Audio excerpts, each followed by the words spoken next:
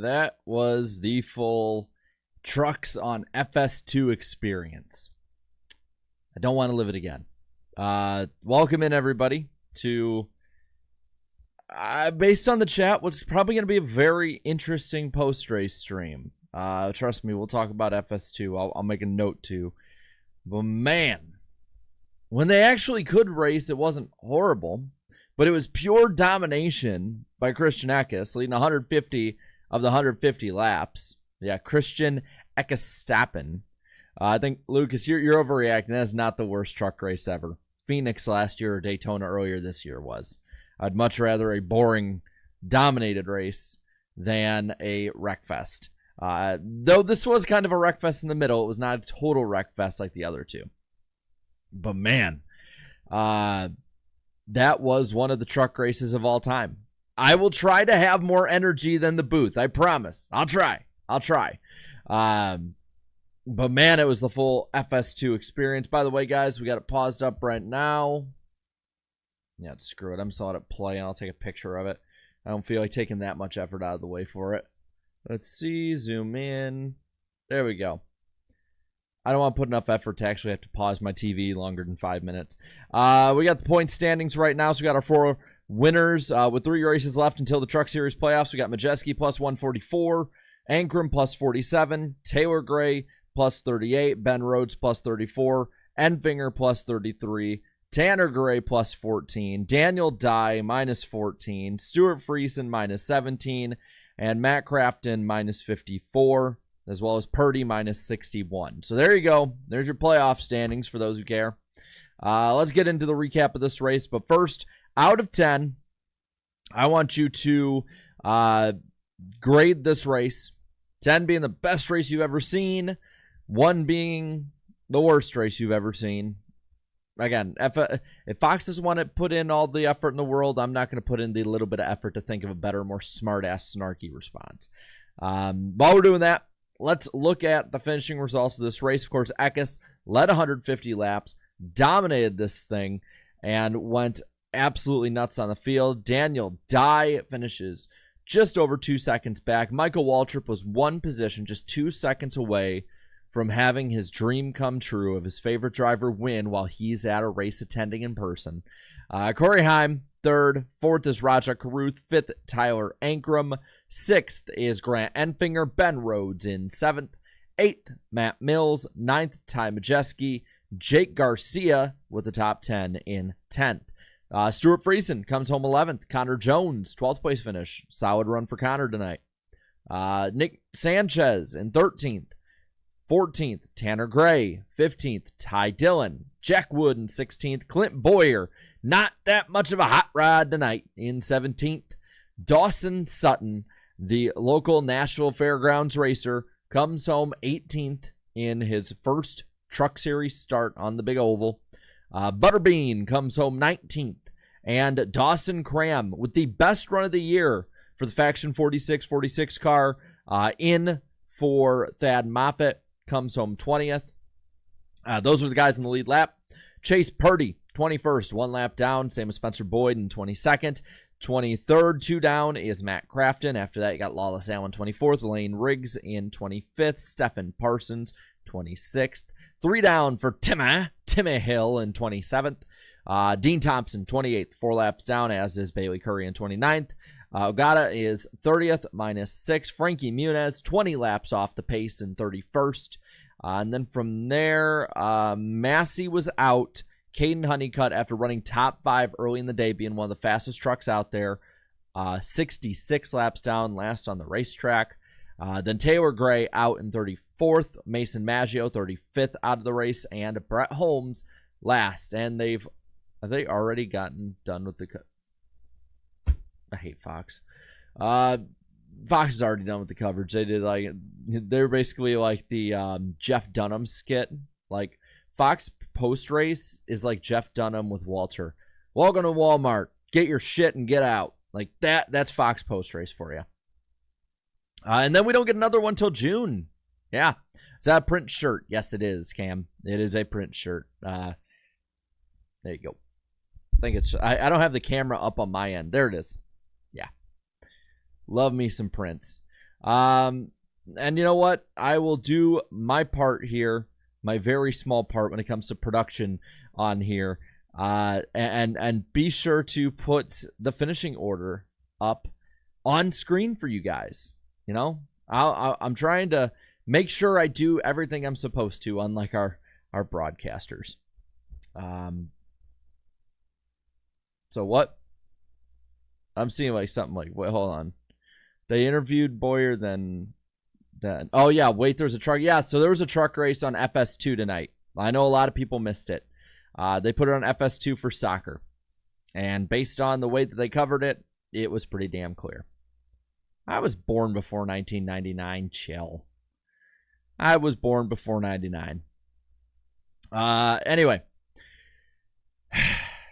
Let's talk about the race itself. All right, let's talk about the race itself. We can get into the FS2 bashing later. Trust me, there will be plenty of Fox bashing. It's become a tradition. If I don't do it, you will do it. So.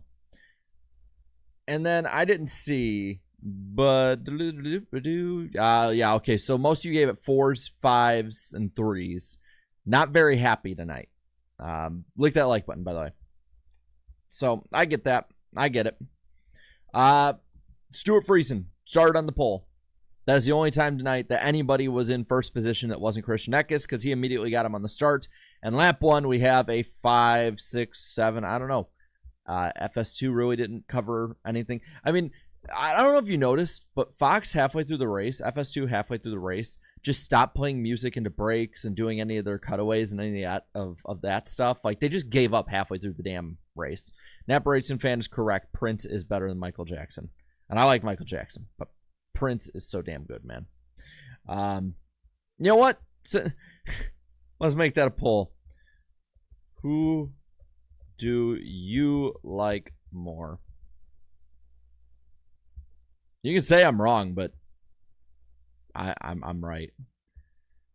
Let's see. Prince or Prince? Why? Because Prince is the best.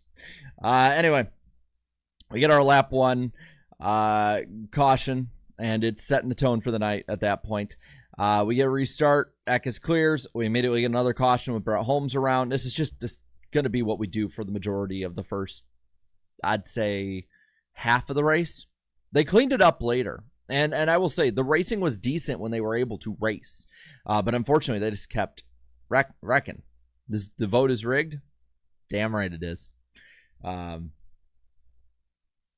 Thriller is so overrated. I'm sorry. I'm gonna really piss off like the 50 on up club with that one, but I will take Purple Rain over Thriller anytime. I'll take Let's Go Crazy. I'll take 1999. I'll take them all. So, yeah, there we go. There we go. Anyway, I just love fucking trolling. It's so fun. Anyway, we get restarted lap 14. And from there, it's pretty much a run to the end of the stage. You got Caden Honeycutt with, running third, running really well, but he ends up going to the garage with a gear issue. He probably wouldn't have gone after Eckes, but who knows? But, it's bad luck. Bad luck. I'm all good. I appreciate it, Grant, for the 2 saying I was joking about your age. I'll be 33 in August. Yeah, no, I like having fun back and forth with it. Don't worry about it. Anyway, Majeski had some bare bond on the grill. Really didn't make too much of an issue. He ended up still getting a top 10 tonight. Didn't run in the top 10 for much of the night, but got a top 10. At the end of the stage, it's Eckes, Riggs, Heimtime, Enfinger, Dye, Raja, Friesen, Majeski, Bowyer, and Ankrum. The top 10 in stage 1. That was about the highest that hot rod got for Clint Bowyer, as we'll talk about in a moment. We get on to lap 53. Restart again. Taylor Gray. Not Tyler. Taylor Gray immediately wrecks. Turned into turn 1 by the 99. And I don't know if you saw. I need to pull it up, but Tricon actually put out a tweet basically going at him about it. And I thought it was kind of funny. So let me Let me pull up Tricon's Twitter and I can read it to you. No, I don't want random ass Twitter accounts. There we go. Let's see. Where did they put it? Where? I swear, Twitter's such a broken app. Basically, they had said the 99 was a garbage truck, basically, or like a plow. I think this is something like it's good that he's sponsored by Kubota because he's plowing through the field. I thought it was funny as hell. I love when Twitter admins just like poke the bear a little bit. I like when they do Hawk Tua jokes, but you know, that's what it is. Anyway, we get back racing lap 60, and we had another sloppy restart. Graham spins into the grass, good another caution. Clint Bowyer has damage, as he said that they were Jimmy jacking the restart. And he ended up getting a lot of the worst of it. I'm going to say this too, because there was another one later. Single car spins are not cautions. All right? Like, unless they are, like, totaled, if it's just a lazy spin into the grass or onto the apron, it's not a caution. We're going to end the poll. Everyone likes Prince. 100% of people voted for Prince. See? Told you. Now, I do want to actually give you kind of a serious poll with this. Should NASCAR keep it green with single car and / truck spins? I am of the opinion, yes. I will give you a third option of saying mostly yes, just in case. I'm about to say this because we can't do I don't think we can do a complete yes or no. Mostly yes. Mostly no. And I don't know, show results or undecided. How about that? Since it is tis the season at this point after last night, undecided voters. How about that? So there you go. Because again, there are scenarios where like they might hit the wall or something or whatnot. So we're being kind of general here. We're not being completely specific on it. Mostly yes, mostly no, or undecided. Should NASCAR keep it green with single car or truck spins? I say mostly yes. Unless somebody like had a flat tire and is like shredding up their fender or something because of the spin, or if it's like a next gen and all the freaking tires blow out and because there's no inner liner to them, they're stuck. I think that if they can start getting it going, they should. They should leave it green, let them race. Especially after tonight where we were having about, I'd say, 2 rashes of cautions. Anyway, lap 66, another restart. Eckes clears the field. We're 3 and 4 wide, and we finally get a green flag run. We are finally actually having a race. Doesn't last too damn long. Under commercial, there is a rivalry between Lane Riggs and Stephen Parsons. Both get into each other back and forth over a couple laps, run themselves outside of the top 10 doing so. And then Lane Riggs goes into the corner, hits Stephen Parsons square on the back bumper, spins him, again, single truck spin, and gets his revenge. NASCAR then parks the 38 for 2 laps for reckless driving. And I saw a lot of people upset with this. And I'm going to say, if it was simply just that, yes, you should be upset with that. I think that if it's simply that in the situation of just one truck getting into another, even if it's on purpose, you're not right rear hooking him. You know, you're not sending him into the pack on purpose. You're basically sending him to lazily spin up into the wall. But I think it's the extracurriculars that happened before that as well as to why NASCAR did that. The 75 got punished enough by crashing in their eyes, I'm pretty sure, even though he really didn't crash. He just lazily spun to the left. He was lazily listing to the left. You Family Guy fans who watch the old Star Wars specials would get that one. But I think it was that. It was them smashing into each other, putting other trucks at risk beforehand, putting each other in the wall, laps on end, basically just derailing each other's races. And NASCAR's like, okay, both of you idiots can be sent like this. I think that's the thinking. And if that is, I think that's justified when there is that much extracurricular, because you could end somebody's race doing these stupid things. You could cause a crash. I mean, let's be honest. This is the Truck Series. They're not Cup guys who could keep going easily. I don't know what the hell is going on out there, but there's yelling outside of here. So I'm cool with it. It's a stupid race. We might as well at least try and get some semblance of sanity back into it. We end the stage on that, by the way. Eckes wins again. I mean, he led every lap, so duh, he's going to win the damn stage. Heim time in second. Raja, Daniel Dye, Enfinger, Rhodes, Friesen, Crafton, Ankrum, and Majeski, the top 10. Let's see. Nap Racing Fan 927. Phil Parsons versus Lane Riggs. The new truck rivalry we didn't know we needed. Yeah. That was your maneuver? Listing lazily to the left. There we go. We got people that get it. Also, yeah, I'm going to make another note. We will have FS2 talk. Trust me. I'm bearing the lead on this one. The final stage was honestly pretty mellow. And there was passing. I think it's more just FS2 was maybe a stage step, whatever, above a single cam broadcast. Other than like our super chat, and I will read that in a bit, that Mikey said on Pit Road. By the way, click that like button. Let's see if we can get to 100. And it's always cool to get to 100 likes on a truck post race show. When we weren't under commercial, these are kind of things that happened. We did get the restart. Of course, Eckes was perfect. I mean, he was absolutely perfect all night. Had he started on the pole, it would have been the absolute perfect race. So he was one spot away in qualifying from a perfect weekend, I guess. We did, of course, have Jack Wood with a lazy spin after contact from Connor Jones. It looked to me like Wood actually kind of went down. I know Connor Jones isn't popular with a lot of people, so they'll blame him immediately. It really just looked like the 91 kind of came down in the corner. Probably didn't know the 66 was there. I don't think it was that egregious unless there's another camera. Fox didn't have a good one for it. They got restarted again, the 19 and the 43 now up front. Daniel Dye had nothing for him, though. 19 shoots off like a freaking cannon. He's off to the races, wins that baby, and that's it. That's the race itself. We're going to end this poll right now. Should NASCAR keep it green with single car and truck spin? 63% of you say most of the time yes. 19% of you are still undecided. And 16% of you say most of the time no.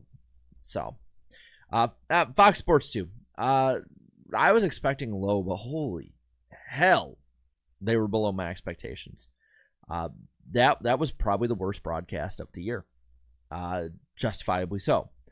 I think for me, the fact that they didn't even try and hide that they were remote like they usually do. Like usually they'll put like the screens closer together. So maybe, like if you don't have your glasses on or contacts on, or like you're waking up hungover, you'll be like, oh, okay, they're at the track. But they're not. Like, it was clear as day. They put the screens really far apart. The lighting was atrocious because they only needed to show them on screen once the entire broadcast. They probably commentated that entire race in the dark, both figuratively and literally. And there was no energy. Michael Waltrip on pit road is better, yes. I don't even think he'd help, though, in the booth bringing energy, even if we didn't like it or not. I felt bad because for those actually working at the track, because it was clear as day that those producing it didn't care. The network obviously didn't care. Phil Parsons is good when he's decent all the time. Like his floor is decent. He probably has one of the best floors of all NASCAR color commentators or analysts of just like, what you're going to get with them. Phil Parsons is like the turkey sandwich of NASCAR broadcasting. Like, say what you want about a turkey sandwich. Like, you can spruce it up and it'll be kind of nice, but it's still a turkey sandwich. Like, a bad turkey sandwich is just plain. And that's tonight. He was just plain. But when you're next to Jamie Little, it's pretty easy to be the best one in the booth. But I mean, you could tell she wasn't at the track. You could tell that she's still new to that. Even for being new for a broadcaster, she's still even more new to being away from the track and calling it like that. And there was no energy. I mean, the booth had absolutely no energy. My voice is fried. I don't know if you can tell. My voice is fried right now. And I think I still have better energy. Let me know. Y for yes, N for no. Do I have better energy right now than the booth had? And that's not just, I'm yelling, or, I'm angry or anything. Like through this stream, having fun with it, trying to make it fun. Have I had more energy than we had in the broadcast today? Like Mikey seemed to in person. And I'm not even saying that like to pump my, ego up. Like, trust me, my ego can't go any further according to a lot of people. But it just is like, it's not hard to have energy alone. Like, I don't know if it's like, I don't know what it is at this point. Like, maybe it's just I'm younger and that's why, or what, but maybe it's I have experience now, having commentated races with John in a remote location on the virtual side. Like, maybe that's it. And by the way, I did not know. So Noah's like, Jarrett caught the Rick Allen. I don't think it's that. I was doing a lot of stuff at the fairgrounds last night. Because I was so full stop here. I was at the Nashville Fairgrounds last night watching the Battle of Broadway 150, which I'm telling you, if you guys have a chance, if you go to Nashville next year for the NASCAR weekend, be sure to come out that Thursday. It sounds like it's coming back. It was a blast. The crowd went nuts when Chastain took him 3 wide for the lead. Unfortunately, there was a caution behind, and short track rules mean that you have to revert back to the previous lineup of the restart. There were a lot of NASCAR fans there that did not understand that, and they were very, very mad at the people in the booth who have nothing to do with it. It was funny as hell. But I was there from like, I think I got there with John at like 7:45, and we left there around 7:45 a.m. and we left around 11 p.m. Long, fun night. So that's more why I have a bit of Rick Allenitis. That sounds BS. No. I mean, short track rules are like that throughout the country. We don't have scoring loops. You can revert to videotape, but then you also have their laps running down and stuff like that. It sucks in the moment, but when you're trying to re-rack 18 cars, you have like 12 to go, and you're having to run it all under caution, especially when caution laps count. It sucks, but them's the rules, and it's been the rules a long time. Is Nashville Superspeedway one of the 5 tracks, F1 tracks around Nashville? Yes. Same with the fairgrounds. Let's see. Old and female, but sorry, Jamie Little does not belong in the booth. I agree. She's a great pit reporter. Does not belong in the booth. But, I mean, like I said, halfway through the broadcast, they just gave up on some of the extra graphics, some of the extra different like music cues, different things like that. It just the truck audio, I should say, not the car audio, was down. It was such a lifeless show. I mean, you could tell it was done out of obligation to a contract and not done because they wanted to be there. Mikey probably was the best on the broadcast. That's probably because they basically shut him up for all but like 2 rounds of pit stops. And one of those, they had him interviewing a dude while there were still other pit stops going on in a race off pit road. Like, I get it, and I like the effort. Just wait a lap, guys. Just wait a lap. But that's the thing, man. I like the effort, at least, that Michael Waltrip put out tonight. That's how damn low my bar is. Like, that's how low my bar is tonight, man. I mean, it's rough. I feel like Zuko in that one scene from Avatar just being like, that's rough, buddy. That's rough. Replace Jamie with Adam Alexander. If I'm Adam Alexander, I'm not going down to this. Man, especially at the rumors of him being able to be the lead announcer of IndyCar. I'd rather be the lead announcer of a full series than like pro top level series than I would of what in a lot of ways broadcast wise becomes amateur hour. And I think Adam Alexander is better than the Truck Series. I would love him to be on. I think we should get Eric Brennan on more. He's commentating the ARCA race. He was damn good at the ARCA race at Iowa.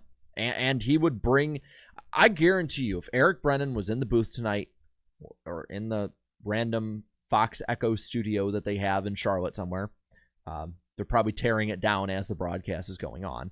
I guarantee you, though, he'd have a ton of insight. He'd have a ton of energy. When him and Phil Parsons were in the booth together, Phil Parsons had more energy. Like, he had to raise his game. And that's the thing. If you get a really good broadcaster, they'll raise their game. So NWP for the truck booth, I'd be down. I mean, I got commentary experience now, so that's pretty cool. But yeah, Yeah, it was just a rough night, man. Just a very rough night. Real quick, ripping the wall here with the 2 says the R zone. I am not gonna get myself posterized on social media. And Tanner Gay says Michael Waltrip. Yeah, Michael Waltrip did have a few gaffes tonight, to say the least. But at least it was pretty fun, man. At least it was. But yeah, that was the truck race that I'm pretty sure a good amount of people, seeing how the comments I've seen throughout the night have said so, did not realize was happening because it was on Fox Sports 2 after a month. We only had to wait a half a month for the next one. Actually, what is the schedule? There's 3 races left until the Truck Series playoffs. So we got Pocono. Oh, we got back-to-back weeks. How about that, guys? Pocono and IRP. Back-to-back, July 12th and July the 19th. Both Friday night races. And then we got Saturday, a month after, on Richmond, thanks to the Olympic break, because NASCAR fans really die hard on the Olympics, apparently. But yeah, 3 races left until the playoffs. And over the next 2 months, you'll get 3 races. So, but at least 2 of them will be in a row in July, so that'd be fun. But thank you guys for coming out here. I think I'm hitting the wall, I guess. We will be live tomorrow. I'm not sure whether or not I'll be at the track yet. I'll be at the track on Sunday, so be sure to say hey if you are out there. And if it gets delayed, I'll probably be in here because I got to leave on Monday at I think 3 or 4 a.m. For a long road trip. And then Tuesday night, NWP on Eric's channel, Tuesday night, July 2nd at 8 p.m. Eastern Time. Want to make sure that everybody can come in to watch. All of us hosts aren't right up against the shot clock when it comes to timing. 4th of July is a really fun but hectic time of the year planning-wise, and just want to make sure everybody is everybody's in. So let's have a party on Tuesday, baby. All right, thank you guys for watching. I will probably see you maybe at the track, maybe here. No idea what it'll be yet.